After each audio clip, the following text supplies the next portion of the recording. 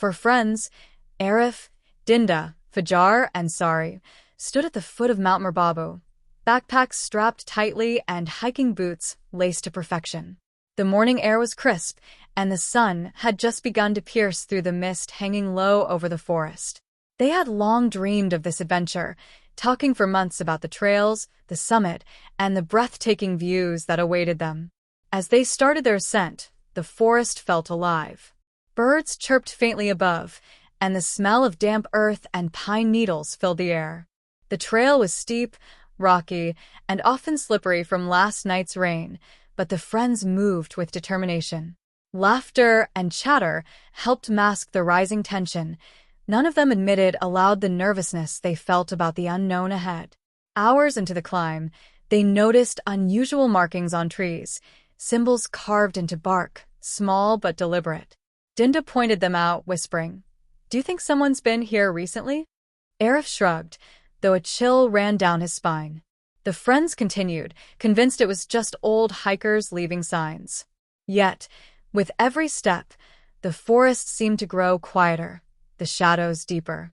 The first whispers of mystery had begun, and none of them would suspect just how strange this journey would become.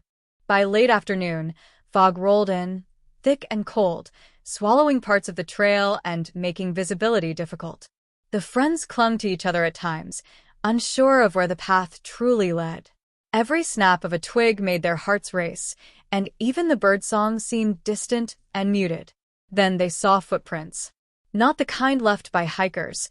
They were unusually large, oddly spaced, and appeared suddenly, as if guiding them somewhere. Fajar stepped closer to inspect.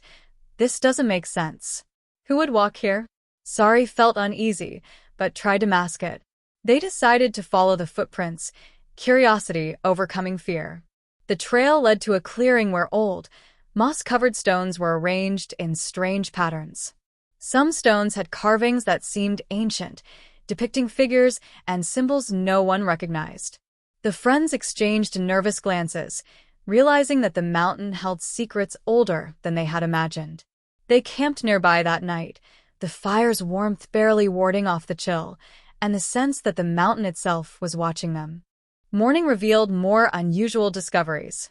Arif noticed a hidden path veering off the main trail, partially covered with fallen leaves and overgrown roots.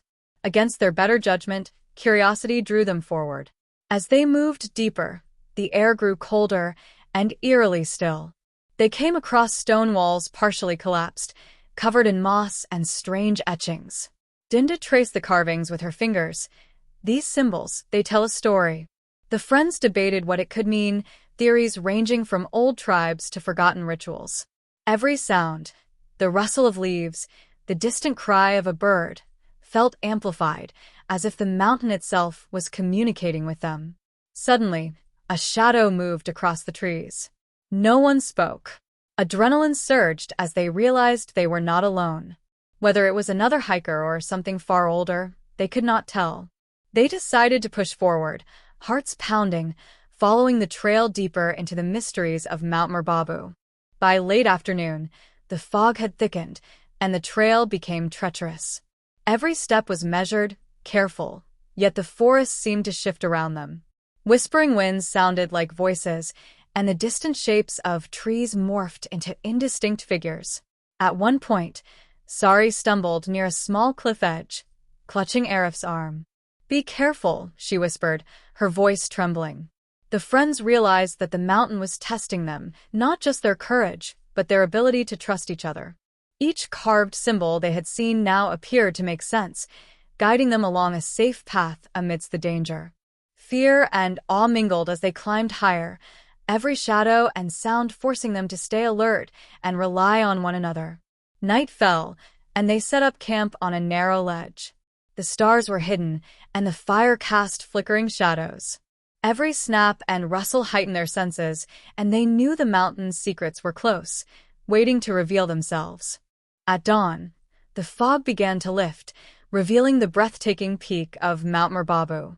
The friends pushed forward, muscles aching, hearts racing, not just from exertion, but anticipation. When they reached the summit, the view was unlike anything they had imagined. rolling hills, distant mountains, and valleys shrouded in mist. Among the rocks at the summit, they discovered a final stone marker with carvings that mirrored the ones they had seen below. The symbols told a story of travelers who had climbed the mountain generations ago, leaving guidance for those brave enough to seek it. The friends felt a mix of triumph and reverence, realizing that the mountain had tested them, taught them courage, and revealed a hidden history. They stood together, arms around each other, gazing at the horizon. Mount Merbabu had given them more than adventure. It had given them a story, a bond, and the thrilling mystery of a journey that few would ever understand. The mountain whispered its secrets, and for the first time, they truly listened.